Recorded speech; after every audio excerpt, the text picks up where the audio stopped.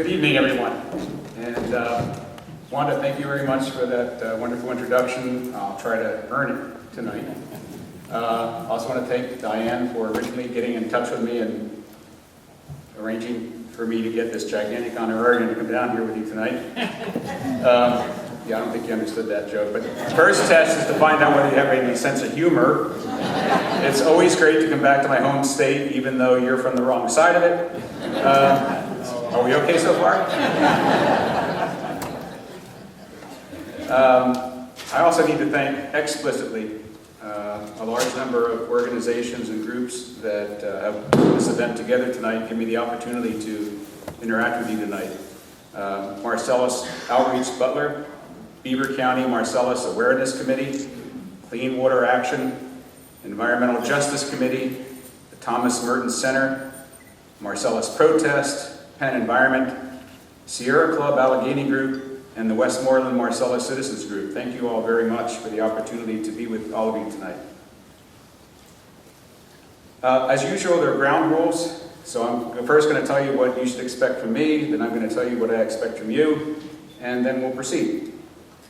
So what you should expect from me is, first of all, honesty. I will do my very best to transmit and explain to you what I think is the best available data and information concerning certain aspects of shale gas development, notably in your state, my state, Pennsylvania. You should expect a little bit of entertainment. I already tried some of that on you. There will be a little humor tonight because basically we're dealing with pretty serious stuff here. But it's nice to keep us all awake with a little levity every once in a while. And you should expect that when I'm done, I'll hopefully be able to answer your questions. So as Wanda just pointed out, let's wait until the very end with one proviso. Here's another ground rule. If at any time tonight, during the formal part of my presentation, any of you think that I said something that is wrong, or that I misspoke in such a way that it became entirely unclear what I was trying to say, even professors do that sometimes, please feel free, stop and interrupt. I don't count that as a question, that's an attempt to correct the record. So please, if you think I said something that is incorrect, let me know. What do I expect from you? Nothing more than I would expect from any other college class. Okay? So there will be a bunch of charts, graphs, diagrams, fourth order partial differential equations with nonlinear coefficients in Riemann space. I'll point those out to you, and anybody know what I just said? No, seriously, all I expect from you is what I would expect from any interaction where there's hopefully information exchange, curiosity, passion, and I'm sure you got it, otherwise you wouldn't be here tonight. So let me start by saying of all the possible things that I could have come down here and talked with you about tonight, as you know there are many in the whole gamut of shale gas development, I guessed that the things that you'd most like to hear about are those that are simultaneously closest to home, that is, things that could affect you in your home, i.e. your private drinking water wells, and things that affect not only you, but every other co-inhabitant of the planet.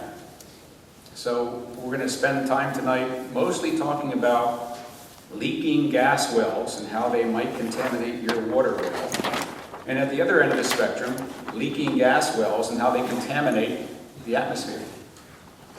So there's a lot of stuff in between that we won't have time to talk about, but maybe we can get to some of that other stuff during Q&A.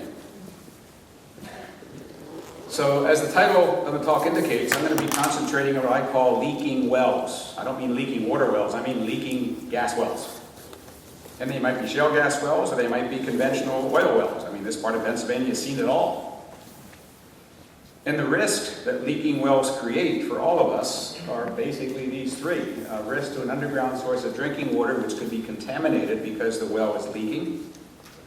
Risk to local air quality because it might be leaking methane and volatile organic compounds to the atmosphere in and around your communities, which can lead to atmospheric pollution and impacts on human health, which I think some of you are already experiencing.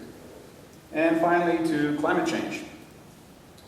So we'll touch mostly on the first and the third of those, but again, maybe during Q&A, we'll have some time to talk about local air quality issues. All right, what's a leaking well? Best way to explain it is to show you. This is the only video I have tonight. Let me explain what you're looking at. Many of you already are familiar with a well head. That's what you're looking at here. That's the production casing. And as you'll see in a few minutes, on top of that is the various piping that takes what's coming out of that, supposedly coming out of that production casing to a separator, and then off to a gathering line, and then downstream. So I'm going to start the video, and what you're going to see is this wellhead happens to be submerged in a cellar. Many wellheads have excavations around them called a cellar, and that cellar frequently collects rainwater or melted snow. So if a well is not leaking, all of the gas of this shale gas well would be coming up through that pipe, and none of it would be coming up outside that pipe. So a simple definition of a leaking well is one which is conducting gases and liquids from down below to the surface outside of the intended casing. That's a very simple definition of a leaking well. So here's what it looks like. And this is a well in Dimick. This is a video taken by the PADEP. It's public knowledge. You can go somewhere in the PADEP website and find dozens of videos like this. And the first time I showed this to my wife, she said, "Looks like our hot tub." Except that's probably mostly methane gas. And as you can see, it's not coming out in very small quantities. It's bubbling out in very large quantities. So this is proof positive. If you were an inspector for the Pennsylvania Department of Environmental Protection, and you had as your assignment on a given day to go to this well site and determine whether there were any violations, do you see a violation? That's not a rhetorical question. Remember, you're a college class. I asked questions, you answered. Is that a violation? What element of Chapter 78 of PADEP regulations control oil and gas? What element does that observation violate? Does anybody know? We'll find out in a few minutes. Would you expect the inspector, having seen that, would issue a violation? Yes. No, we'd hope, but not expect. I think the right answer is we would expect that to happen. So I'm going to, for the first time in public tonight, reveal the results of a very in-depth study that we've been doing for the last 2 years. Could you clarify, when was that well drilled, and is it still leaking today? This is the Guestford 3 well. I'll actually show you where it is on a map in a minute. This well was drilled in 2009. It was ordered plugged by PADEP in 2010. I think it was plugged in 2011. It's still leaking. Not as much, but it's still leaking. To the surface. What we can't know is how much it's still leaking underground, because that gas doesn't show up within the first few feet of the top of the well. That gas is coming from perhaps thousands of feet underground. Thank you for the question. Okay, so that's what a leaking gas well might look like. But it might also not look like that. It's quite possible that an inspector could go to a well pad, look at any of the wells on that pad, and not see any evidence of, have you heard this phrase before? Bubbling in the cellar. That's what that is. Shale gas has brought so many new terms, so many new words, so many new phrases to our vocabulary. Bubbling in the cellar. Annular gas. Okay. So it's quite possible an inspector would go and not see that, and on the inspection document under comments would write nothing, blank. No violations, no observation of any problems. Does that mean that the well is not leaking? No. How can we know if a well is leaking or not if we don't see evidence? That's a science question. We'll come back to that. Okay, so here's the important question for the first part of my talk tonight. If you are concerned about nearby shale gas development near to your home, potentially contaminating your water well, you want to know the answer to that question. How common is it that shale gas wells fail? Because if they don't fail, there's no problem.